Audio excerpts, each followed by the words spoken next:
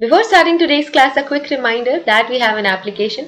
Application की link आपको description में मिल जाएगी, वहां से आप इसे डाउनलोड कर सकते हैं. आप प्ले स्टोर से भी इसे डाउनलोड कर सकते हैं एंड ऐप स्टोर से भी इसे डाउनलोड कर सकते हैं. जैसे आप एप्लीकेशन डाउनलोड करेंगे आपको लॉगिन करना होगा. लॉगिन करने के बाद आप स्टोर पर क्लिक कर सकते हैं. स्टोर में आपको कोर्स लिस्ट मिलेगी. इस कोर्स लिस्ट में से आप अपना डिजायर्ड कोर्स सेलेक्ट कर सकते हैं एंड एनरोल कर सकते हैं. फॉर एग्जाम्पल, अगर मैं फोरेंसिक साइंस नेट की प्रिपरेशन कर रही हूँ तो मैं फोरेंसिक साइंस नेट का कोर्स सेलेक्ट करूंगी. अगर मैं क्रिमिनोलॉजी की प्रिपरेशन कर रही हूँ तो मैं यूजीसी नेट क्रिमिनोलॉजी का कोर्स सेलेक्ट करूंगी. अगर मैं मास्टर्स की प्रिपरेशन कर रही हूँ और मुझे सेमेस्टर क्लासेस चाहिए तो मैं सेमेस्टर क्लासेस का कोर्स चूज करूंगी. फॉर एग्जाम्पल, अगर मैं यूजीसी नेट फोरेंसिक साइंस की प्रिपरेशन कर रही हूँ तो मैं फोरेंसिक साइंस का कोर्स चूज करूंगी. अगर मैं क्रिमिनोलॉजी की प्रिपरेशन कर रही हूँ तो मैं क्रिमिनोलॉजी का कोर्स चूज करूंगी.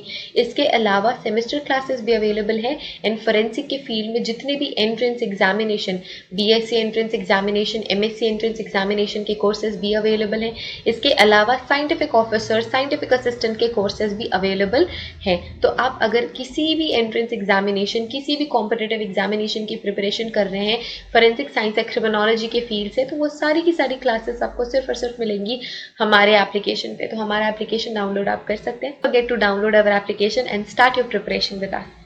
So basically we have two types of courses in our application, video lecture course and study material course. So video lecture course में आपको सारी की सारी चीजें मिलती हैं. Video lectures, PDF, study material, mock test, previous year question paper, everything. Study material course में आपको सिर्फ और सिर्फ study material, previous year question papers और मॉक टेस्ट मिलते हैं. वीडियो लेक्चर्स उसमें इंक्लूडेड नहीं होते हैं. So that's the basic difference between video lecture course and study material course. So it's clear now. You can join these classes according to your preparation and start preparing with us.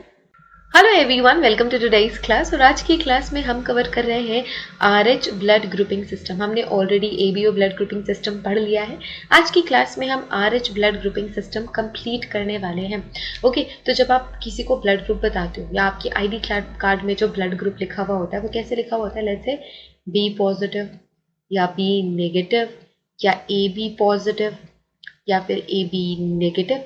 ये positive negative जो हम लिखते हैं ये Rh blood grouping system का part है. वो कैसे हम समझते हैं, ठीक है. In addition to ABO blood grouping system the other prominent one is Rh blood grouping system. So ABO blood grouping system dominate करता है हमारे ब्लड ग्रुपिंग सिस्टम को, और इसके साथ ही साथ जो दूसरा ब्लड ग्रुप सिस्टम है जो डोमिनेट करता है वो है RH blood group system. So ABO और आरएच दोनों साथ साथ में ही डोमिनेट करते हैं हमारे ब्लड ग्रुपिंग सिस्टम को, और ये बहुत ही ज़्यादा इंपॉर्टेंट फैक्टर है ब्लड ट्रांसफ्यूजन के पहले. तो ब्लड ट्रांसफ्यूजन या ऑर्गन ट्रांसप्लांटेशन में ये बहुत ही ज़्यादा इंपॉर्टेंट रोल प्ले करते हैं, क्योंकि हम ये नहीं चाहते कि ब्लड ट्रांसफ्यूजन या ऑर्गन ट्रांसप्लांट के बाद antigen antibody, massive antigen antibody activities बने और जो आपने ऑर्गन ट्रांसप्लांट किया उसके अगेंस्ट एंटीबॉडीज़ बन जाए, या हमने जो ब्लड ट्रांसफ्यूजन के बाद जो ब्लड लिया है उसके अगेंस्ट एंटीबॉडीज़ बन जाए. तो हम एबीओ ब्लड ग्रुपिंग के थ्रू चेक करते हैं कि हम कैपेबल है कि नहीं है किसी भी ऑर्गन को लेने के लिए, हम कैपेबल है या नहीं है ऑर्गन ट्रांसप्लांटेशन के लिए या फिर ब्लड ट्रांसफ्यूजन के लिए, ठीक है. About 2/3 of the population contains the third antigen. अभी तक हमने कौन कौन से एंटीजन पढ़े थे? हमने देखा था एंटीजन ए और एंटीजन बी. अब जो तीसरा एंटीजन है वो क्या है?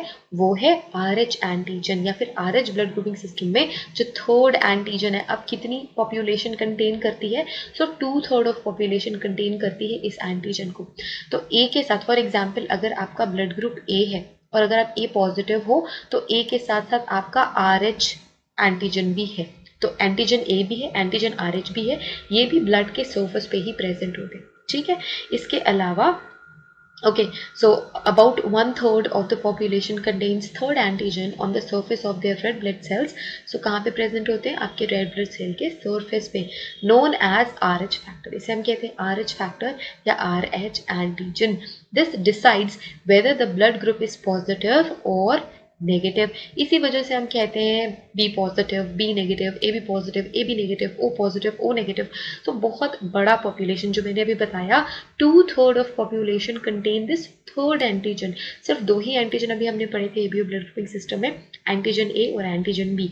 अगर मेरा ब्लड ग्रुप ए है तो एंटीजन ए होगा, अगर मेरा ब्लड ग्रुप बी है तो मेरा एंटीजन बी होगा. अगर मैं पॉजिटिव हूँ, अगर मैं बोलती हूँ आरएच, अगर मैं बोलती हूँ कि मेरा ए पॉजिटिव ब्लड ग्रुप है, तो मेरे ए एंटीजन के साथ साथ में RH एंटीजन या RH फैक्टर भी मेरी रेड ब्लड सेल के सरफेस पे प्रेजेंट है, ठीक है।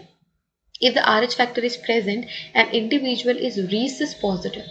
हम उसे कहते हैं RH stands for rhesus. rhesus क्यों? क्योंकि सबसे पहले साइंटिस्ट ने rhesus monkey में ये एंटीजन डिटेक्ट करा था.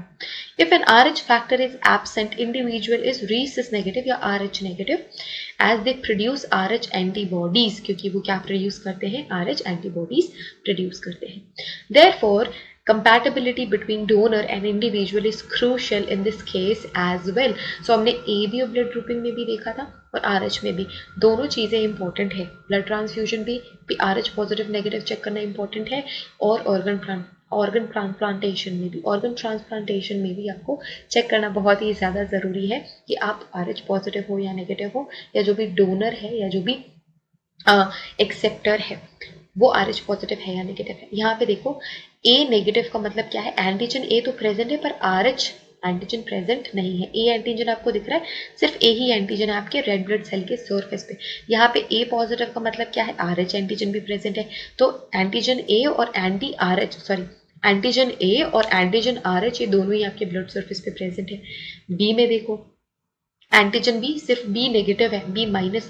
नेगेटिव मतलब RH नेगेटिव, RH माइनस. तो यहाँ पे सिर्फ और सिर्फ आपको बी एंटीजन ब्लड सरफेस के सरफेस में देखने को मिल रहा है. यहाँ पे बी पॉजिटिव का मतलब क्या? बी एंटीजन के साथ साथ RH एंटीजन भी होगा. अब ABO ब्लड, AB पॉजिटिव वाले क्या होंगे? A एंटीजन भी है और B एंटीजन भी है एंड RH भी है, तीनों की तीनों एंटीजन प्रेजेंट है. सो ये RH ब्लड ग्रुपिंग सिस्टम होता है, ठीक है. Really very important, really very easy to understand, ठीक है. अगर आपने ABO ब्लड ग्रुपिंग सिस्टम समझ लिया तो ये भी समझने में बिल्कुल स्ट्रेस नहीं है, आप इजीली समझ सकते हैं. Okay, so that's it for today's class everyone. RH blood grouping system, really very easy and important in case of blood transfusion and organ transplantation. Thank you so much everyone for watching this class. Have a great day ahead. Take care of yourselves and see you guys in the next class. Till then, take care. Bye.